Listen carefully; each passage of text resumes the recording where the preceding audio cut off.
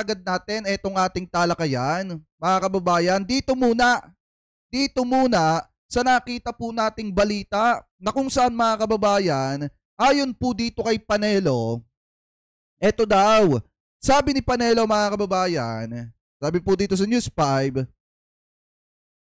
naniniwala si dating Chief Presidential Legal Counsel Salvador Panelo na layunin ng pag-impeach ng Kamara kay Vice President Sara Duterte na sirain ang kanyang reputasyon at harangan ng kanyang kandidatura sa 2028 election. Giit ni Panelo, hindi umano pinakinggan ng mga mambabatas ang tinig ng taong bayan na tumututol sa impeachment. Hindi rin umano nila nirespeto ang kagustuhan ni President Bongbong Marcos na iwasan ng hidwaan na walang pakinabang sa sambayanan. Opisyal ng ini-impeach ng Kamara ang Vice Presidente matapos makuha ang impeachment complaint ng pirma mula sa 250 na kongresista mga kababayan. So ito yung sabi ni Panelo, basahin po natin. As I have repeatedly stated, the purpose is to destroy and burnish the reputation of the VP Sara Duterte with the ultimate goal of disqualifying her from the 2028. Ibig sabihin mga kababayan, ang purpose daw ng pag-impeach dito po kay Sara Duterte ay para sirain daw po ang reputasyon ng ating Vice Presidente. Tanong lang naman mga kababayan, may masisira pa ba? May masisira pa ba sa reputasyon ng ating Vice Presidente? Siya na mismo nga mga kababayan ang sumira noon, hindi po yung mga kongresista na pumirma para ma-impeach mga kababayan etong si Sara Duterte. So sabi pa dito, presidential election being the leading contender. Kaya daw ginagawa yung kasi nga si Sara Duterte daw ang isa sa pinakamatinding contender, mga kababayan, or tumatakbo or tatakbo sa 2028. Kaya daw ang remedy mga kababayan ng gobyerno natin ay ipa-impeach etong si Sara Duterte. Sa madalit salita, natatakot na baka tumakbo ito sa 2028 at ito ang manalo. Mga kababayan, ano po, so sabi pa dito, their move will be only galvanized the support of the Filipino people on VP Sara and will fan the flames of disgust and rage against their willful and brazen violation of the guarantees enshrined in the Constitution, mga kababayan. Yan po yung sabi dito nitong si Panelo. Alam niyo mga kababayan, wala namang masama. Wala namang masama, iiyak nila yan. Wala namang masama mga kababayan, umiyak lang sila ng umiyak. Pero hindi na po nila mapipigilan ang paggulong mga kababayan ng mga impeachment laban po dito kay Sara Duterte. Hindi nila mapipigilan na yung mga impeachment complaint ora mismo mga kababayan or sa mga susunod na araw magtutuloy-tuloy na. Kasi mga kababayan, yung impeachment po ni Sara Duterte ay wala na sa kamay ng Kamara. Kung hindi mga kababayan, nasa Senado na po. At ang mga senador na lamang ang bahala kung ano po ang gagawin nila. Kung mangingibabaw sa kanila yung pagiging pro-Sara Duterte nila o pro-Duterte nila, mga kababayan, bahala sila doon. Basta ang mahalaga, nasa kanilang mga kamay na yung mga impeachment complaint. So ngayon mga kababayan, bakit ba nang gagalaitin ng ganyan etong si Panelo? So pakinggan natin at panoorin natin etong nakita nating balita kanina na kung saan mga kababayan, eto na yung masasabi natin na isa sa pinaka-formal na kung saan ay ina-announce na ng Kamara na itong si Sara Duterte mga kababayan talagang ipinapa-impeach na kasi nga nakakuha ng boto na 215. So ito, pakinggan po natin mga kababayan at panoorin po natin. I-play na po natin. How many members of the House verified and swore before him the impeachment complaint? Secretary General, please respond to the query of the Majority Leader. Yes, Mr. Speaker.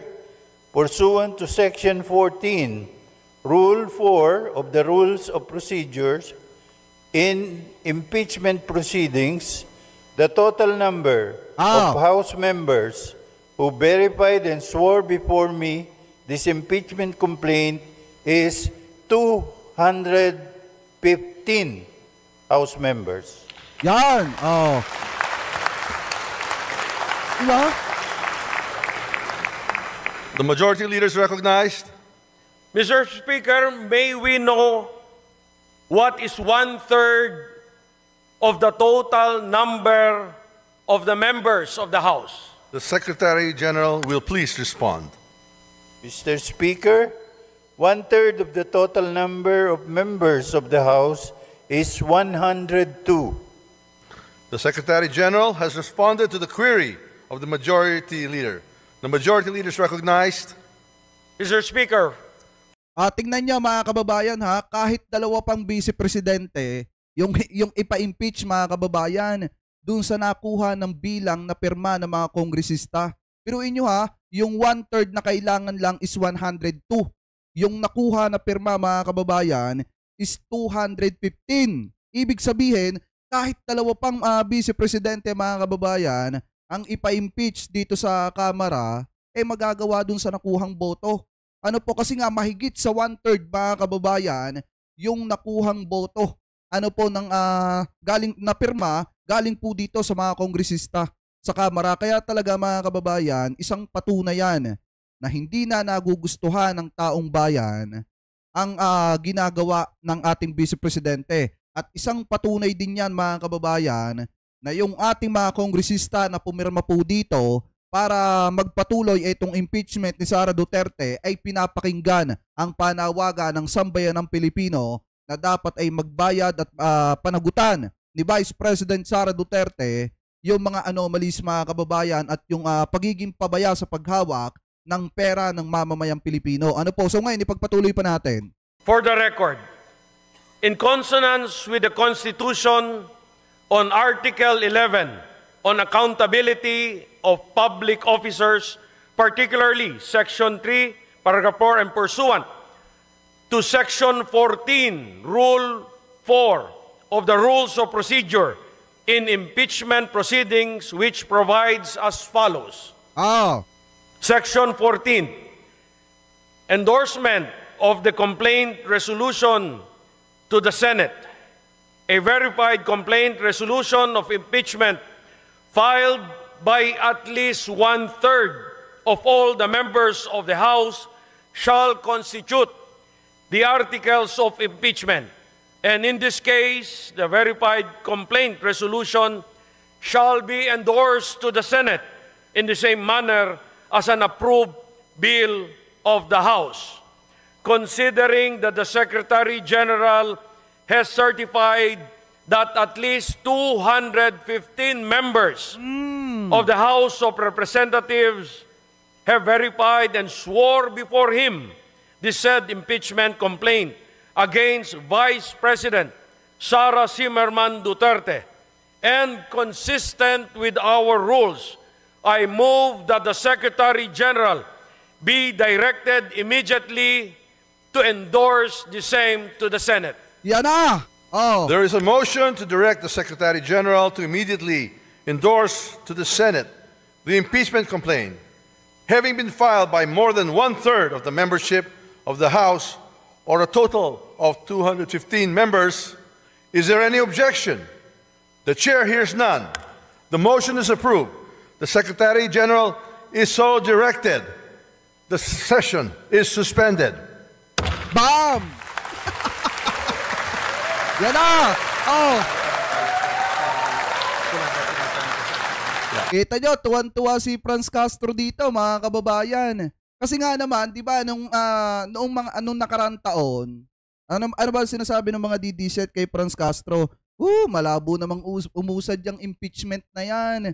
Wala na yan, kagustuhan lang yan ni Franz Castro. Pero ano nangyari ngayon, mga kababayan? Mahigit sa 1/3 yung bumoto para ipagpatuloy yung impeachment. Ano po, para mag-dire-diretso na yung impeachment itong si Sara Duterte. Diba mga kababayan, isa lang ibig sabihin yan. Marami na ang hindi natutuwa sa ginagawa ng ating Vice Presidente. At ang pinakamalupit pa dyan mga kababayan, eto na, yung pinaka-formal na kung saan, diba mga kababayan, wala man lang tumutol at wala man lang nangagaw ng mikropono. Dito hindi katulad kung matatandaan nyo nung panahon na si ERAP.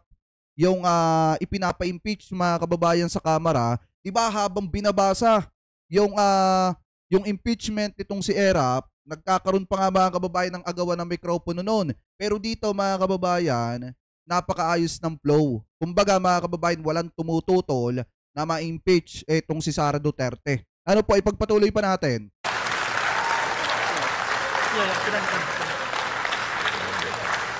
Sabi ni Retchilin Punzalan, syempre bayad yan sila lahat. Ganyan naman kayo. Pagka dihado na yung sinusuportahan ninyo, sasabihan nyo ng bayaran. Sasabihan ninyo, bayad itong mga ito. Natural na gawin nila yan. Kasi bayad sila mga kababayan, pinapasahod sila ng taong bayan. Natural, pakinggan nila ang panawagan ng mamamayang Pilipino na bigyan ng hustisya yung paggasta at paghawak ng kanilang pera nang hindi iniingatan. Diba mga kababayan? Natural, gawin nila yung kanilang trabaho. Kasi mga kababayan, tama ito si Retchilin, bayad itong mga ito. Pinapasahod sila ng taong bayan Bayad sila ng taong bayan. Natural, napakinggan nila ang isinisigaw ng mamamayang Pilipino. Diba? Ipagpatuloy pa natin.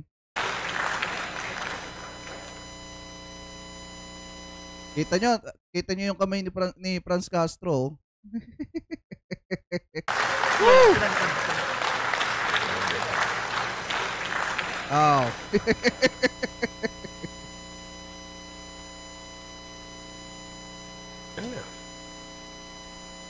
Yung mga magsisilbing prosecutor or yung nagsilbing prosecutor doon po sa impeachment itong si Sara Duterte, kilalanin din natin.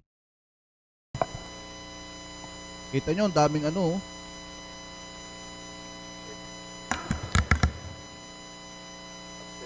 daming tuwan-tuwa yung mga magsasabi pa dyan na binayaran na itong mga ito. Natural, bayad yan mga yan ng taong bayan. Bayad natin yan mga kababayan. Kaya dapat pakinggan tayo nila.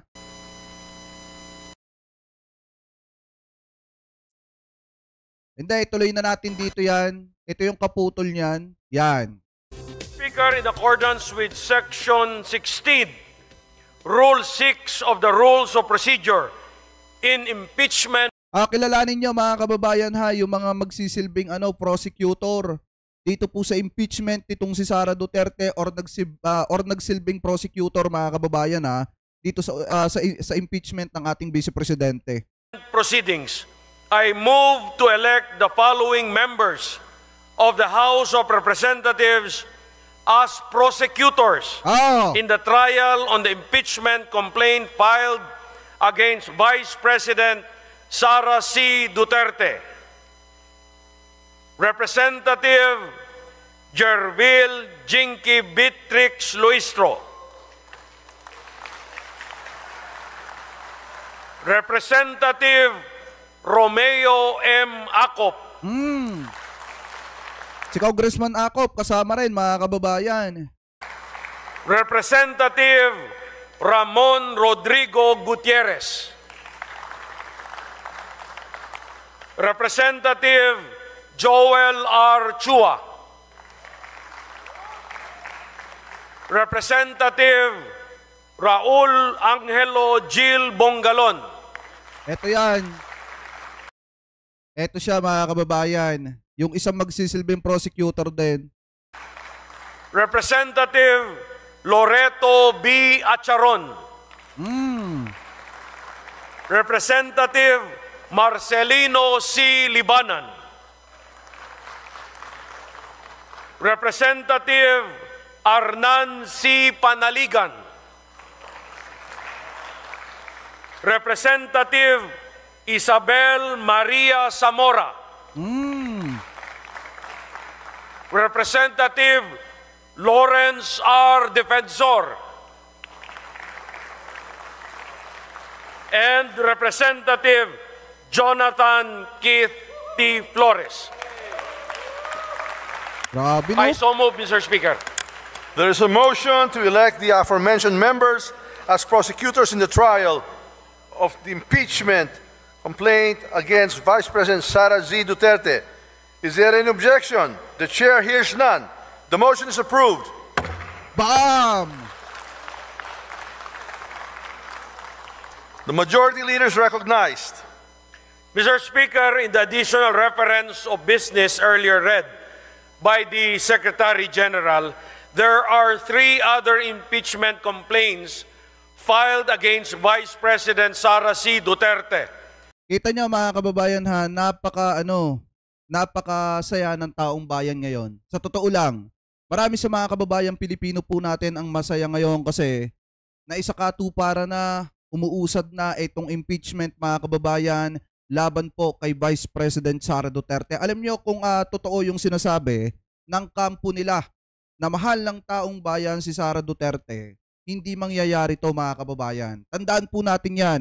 Hindi mangyayari etong impeachment na ito kung totoo yung sinasabi nila na mahal ng sambayan ng Pilipino si Sara Duterte. Kasi mga kababayan, sa dami ng nangyari noong 2024 na halos mapahiya ang Pilipinas sa iba't ibang bansa mga kababayan, sa international community, bilang isang Pilipino, hindi po magandang tingnan yung ganong klase ng pag-uugali na porket tinatanong lang kung saan dinala ang pera ng taong bayan, gumagawa na ng mga matitinding drama na kung saan mga kababayan humantong pa sa punto na pinagbantaan ang buhay ng kasalukuyang presidente at ang asawa ng kasalukuyang presidente, pati ang House Speaker mga kababayan. At yan po ay naibalita sa international community na naging dahilan para maging pangit ang tingin sa Pilipinas mga kababayan at mapahiya ang Pilipinas. Kaya nga mga kababayan, hindi natin masisisi ang marami sa atin kung bakit hinahangad na dapat ay ma-impeach na etong ating Vice Presidente. Kasi kung talagang dinala sa maayos yung pera ng taong bayan, napakadaling sagutin mga kababayan.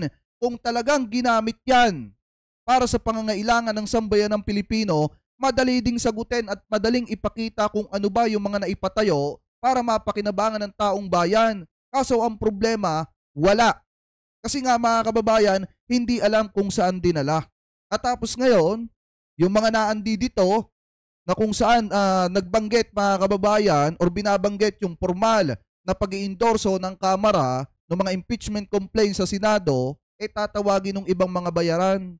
Diba? Natural, kailangan nila magtrabaho kasi iniluklok sila ng sambayan ng Pilipino para pakinggan ang boses ng taong bayan. Diba? Para maging boses din natin sila. Diba mga kababayan, ngayon ipagpatuloy pa natin. These are the impeachment complaint filed by Teresita Quintos Deles, Father Flaviano Villanueva, Gary Alejano et al. And endorsed by Representative Percival Sedanya of Akbayan Party List on December 2, 2024. Next is an impeachment complaint filed by Teodoro Casino, Lisa Masa, Nery Colmenares et al. And endorsed by Representative Franz L. Castro of ACT Teachers Party List, Representative Arlene Brosas of Gabriela Party List, and Representative Raul Daniel Manuel of Kabataan Party List on December 4, 2024. And the last one, Mr. Speaker, the third one, impeachment complaint filed by Reverend Father Antonio Labiao Jr., Reverend Father Rico Ponce, Reverend Father Dionisio Ramos et al. And endorsed by Representative Gabriel Bordado Jr. of the 3rd District of Camarines Sur and Representative Lex Anthony Chris Colada of Ambis OWA Party List on December 19, 2024. Sa madalit salita, kung titingnan natin mga kababayan, hindi na natin pwedeng sabihin ngayon na anong ginagawa ng mga kongresista natin, bakit hindi umuusad yung impeachment nitong si Sara Duterte. Ngayon mga kababayan, ang panawagan naman ng sambayan ng Pilipino, trabahuin na ng Senado, etong impeachment na ito para makita din ng taong bayan kung sino ba yung pro-Pilipino, pro-mamamayang Pilipino, at talagang titindig dito sa napakatinding isyong ito, mga kababayan. Kasi pag nakita natin yan, mas mapapadali yung pagdi-decide natin, mga kababayan, kung sino ba sa mga re-election sa pagkasenador ang dapat pa ba nating iboto at hindi. Diba mga kababayan? Alam nyo, perfect timing nga ito Kung ito'y uusad sa Senado ngayon, mas madali sa atin para makita kung sino yung mga senador na karapat dapat uli na ibalik sa Senado. Ano po, ipagpatuloy pa natin. Pursuant to our rules of procedure in the impeachment proceedings, considering that the plenary has already transmitted to the Senate the impeachment complaint filed by 215 members on February 5, 2025, that is today, I move that the 3 other impeachment complaints filed on this... Sabi dito ni Gracious Grace, grabe, 1 day lang. Ilang minuto tapos na. Agad ang House of Representatives. Ilang araw kaya ang Senado? Yan ang tanong dyan mga kababayan. Kasi sa Senado i-hearing yan. Yung mga senador uupo bilang mga judge mga kababayan. At eto naman mga kongresista, sila yung yung prosecutor. Pakitama na lamang po ko kung ako po ay mali. So ngayon mga kababayan, kung titingnan nating mabuti, ang tanong dyan, kailan kaya tatrabahuin ng Senado po yan? Ano po, dapat matrabaho na po yan sa lalo't madaling panahon. Kasi napakatindi po ng isyong yan. Kailangan makita ng taong bayan na may hustisya pa rin. Ano po, at maibigay sa mamamayang Pilipino yung pinananawagan ng mamamayan na hustisya. Ano po, sa paggasta ng pera at kaban ng mamamayang Pilipino. Ano po, ipagpatuloy pa natin. December 2, 2024, December 4, 2024, and December 19, 2024 be transmitted to the archives. I so move, Mr. Speaker. There is a motion to transmit to the archives the aforementioned 3 impeachment complaints filed last December 2, 4, and 19, 2024. Is there any objection? The chair hears none. The motion is approved. These impeachment complaints are transmitted to the archives. Bam! Mr. Speaker, I move to suspend session for a few minutes. Session suspended. Ayan na. Mga kababayan, ngayon, kung makikita nyo, ayos na. Wala na sa kamera yung mga impeachment complaints. So, nasa saan na po ngayon yon? Eto na, dito na siya. Panoorin natin to mga kababayan. Yan. Panoorin natin itong live ng Senate of the Philippines na kung saan mga kababayan, opisyal na dinadala mga kababayan yung mga impeachment complaint dito po sa Senado. Ano po, so ito, panoorin po natin. But meron kang staff magaling na iwan. So that will have dun sa... Hindi, i-turn over ko lang naman sa receipt. Yes, but meron kang pwede na iwan na staff. So that we can do lang yung sa pages, etc. So that yung clear lang tayo sa that whatever you transmitted is what we receive also. So, nga lang medyo makapagpareho. Pero may staff naman sir.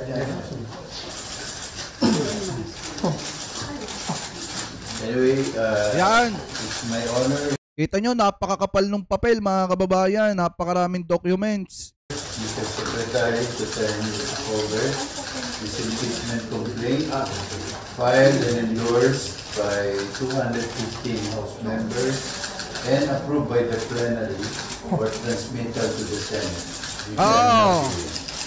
Yes, thank you very much. It's my duty as well to receive this transmittal from the Honorable House of Representatives as presented by the Secretary General. We will give you 2 original copies. Grabe no? You have to receive. These are received copies. Parehong original. Actually mga kababayan, kanina pa ito nailipat ng Senado. Kanina pa po natapos yan mga kababayan, ipinapakita lang natin sa inyo. Ano po? But of course, in the meanwhile, I have to send for it. Bam!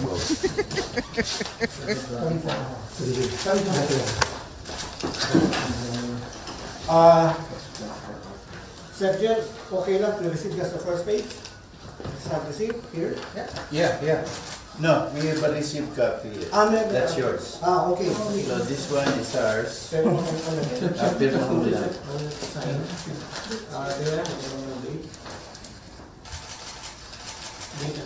Grabe. Ito ang similar time.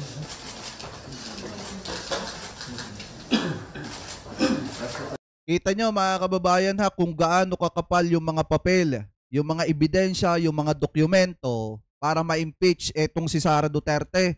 Tapos sasabihin lang ni Paulo Duterte, walang basihan yung impeachment. Ano yung mga dokumentong yan? Ano yung mga ebidensyang yan? Kaya nga kung matatandaan ninyo, di ba na itanong kay Congressman Dan Fernandez kung pipirma ba siya kapag bumagsak sa kanya yung papel na pinipirmahan para mag-proceed etong impeachment complaint laban po dito kay Sara. Anong isinagot mga kababayan ni Congressman Dan Fernandez? Pipirma siya kasi matibay ang mga ebidensya mga kababayan. Matibay ang mga ebidensya na makakapagpa-impeach mga kababayan dito kay Sara Duterte. So ngayon kung titingnan nyo, napakakapal ng mga papel and then may mga nakalagay pa sa envelope mga kababayan. Tapos sasabihin lang ng kampo nila na wala daw basihan. Diba? Ipagpatuloy pa natin.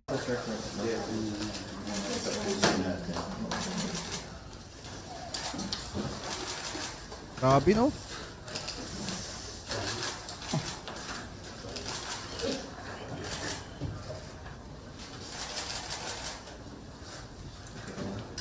So, we'll keep one and then? Yeah. And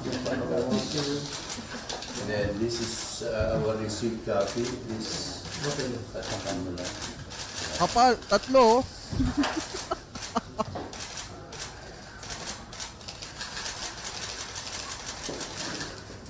So that our records will be matching, but then we will also stamp this receipt. Yeah. Grabe no?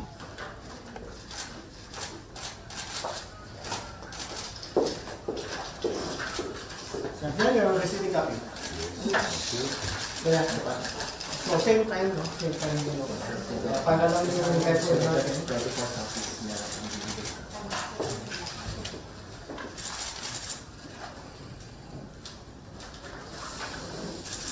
Ito ang time mo.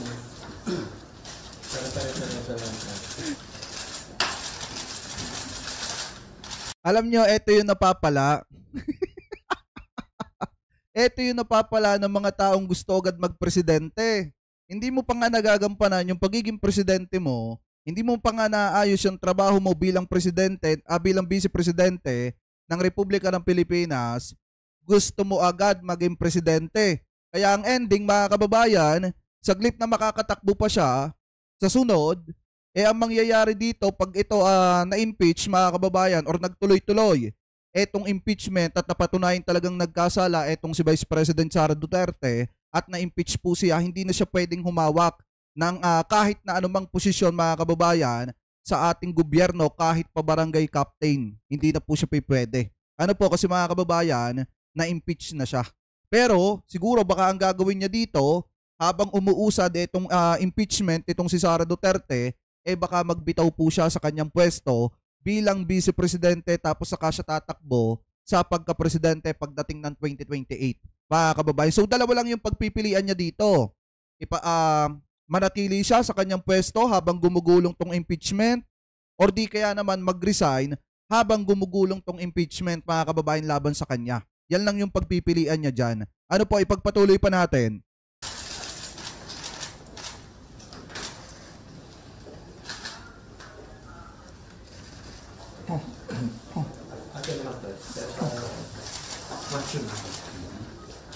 Sabi ni Marcial Bato, Marcial Nisio, ni Avares, sige para magkagulo na. Gustong-gusto nyo naman lagi ng gulo. Bago pagka kayo ay pinatulan, kayo naman ikanya-kanyang taguan. Diba? Katulad ng mga naghahamon dyan ng kaguluhan ng mga taga-suporta ni Sara Duterte, gustong-gusto ng gulo. Pagka naman pinatulan ng gobyerno, kanya-kanyang taguan, tapos kanya-kanyang mga daingan, nakala mo yung mga inape. Yan ang problema sa kanila mga kababayan. Pagka kasi may pagkautak kriminal ka, Eh ang gusto mo lagi magkagulo, tapos pag pinatulan naman kayo, hindi kayo mahagilap kung nasa saan kayo. Pa?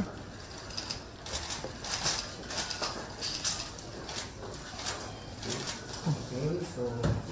See? Now, for Ah, ito the pa. convenience of the senators, we will also furnish you with 24 copies of the complaint without the annexes. Grabe no? You don't have to receive this. This is our extra copies Alright, thank you of very the much. complaint. Thank you very much, So that you don't have to reproduce the main. Dapat ginawa na lang 23 yung envelope kasi hindi naman yan babasahin ni Robin Padilla. Kasi nga pagka si Robin Padilla umupo bilang hurado dyan sa Senado, eh wala na siyang pakialam dun sa mga hearing. Ang gagawin niya, isisiro na lang niya agad yung impeachment itong si Sara Duterte. Kaya nga dapat 23 lang to mga kababayan. Hindi na nila ginawan 24 kasi hindi naman yan babasahin ni Robin. Complaint. Okay, so... Wala dito yung annexes and signatories. But in each envelope, you have the USB, which will contain, Yes, sir. Alexis.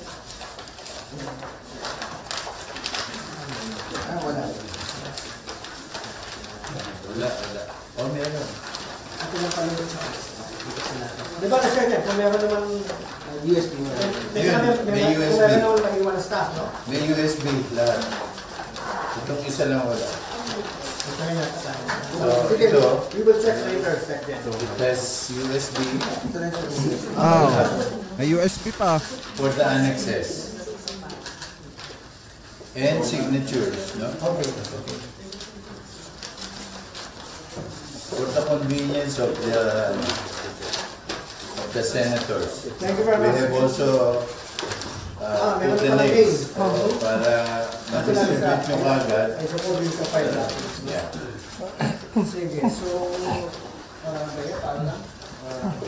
Para hindi nyo na I'm i-reproduce yan. sure kompleto naman yung centros, but let's just check. Okay. And then, Mr. Secretary, I would also like to turn over to you the decision of the plenary today to appoint the prosecutors. Yan. The 11 prosecutors who are all House members. Alright. Thank you very much, Secretary General. Again, the same procedure will have to Yes. formally received by the Office of the Secretary.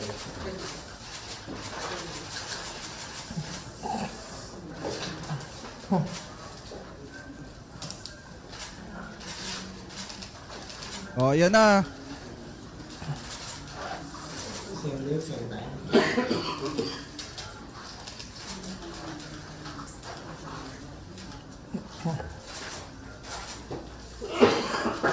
Jen? Thank you. So that concludes our business today. Yes, thank you very much, Secretary General. Should you need any more Yes. documents, please get in touch. I have here with me my Deputy Secretary General for Legal. Of course, She will answer all your questions about the complaints and of course, I would not want to burden the Secretary General of the cumbersome duty of going over the impeachment complaints and annexes one by one. But just so for the record, that we're clear that what the Senate received is what the House transmitted. Yes. Each and every page, nothing missing, nothing lacking. Yes. So medyo laborious lang, but I hope you could spare one or two of your staff to help my staff as well in going over this stuff. yes. Para clear, no? Yes. Okay. So, that may take a while. Yes. Hindi ko... Ikaw na lang. Si Attorney Okay. Edgar, tsaka si Marlon. I wouldn't want to spoil the Secretary General's plans for the night. No, because I'm needed for the close. Yes. Because you have to go back to the House. Thank you very much, Secretary General. So, Thank you. I promise to take for dinner yung staff na may saan ano ba? No. Both lawyers. I'm sorry. Yeah. Both lawyers. Second, meron pa yata naman. Konting atras yung mga kamay. Oh.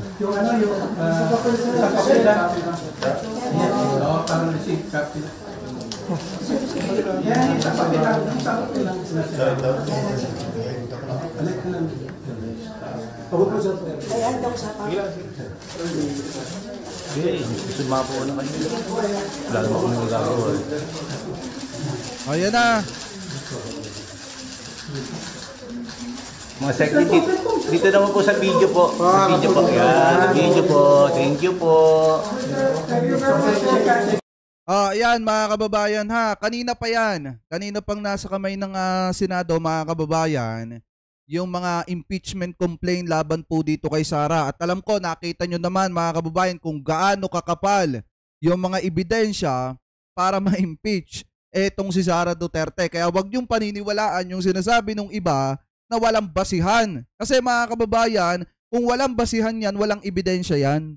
Ang problema kasi, ang kapal ng mga dokumento mga kababayan at yung mga ebidensya na makakapagpa-impeach dito po sa ating Vice Presidente. Kung tutusin nga mga kababayan, kahit wala na yung mga papel na yun pag ang taong bayan ng pinagsalita mo, automatic may impeach at may impeach na etong si Sara Duterte kasi nga mismong ang sambayanang Pilipino ang saksi ng kanyang mga pinaggagawa. Lalo na noong mga panahon na iniimbestigahan yung kanyang confidential funds. Mismong tayong lahat ang saksi kung paano niya mga kababayan i-divert yung mga usapin.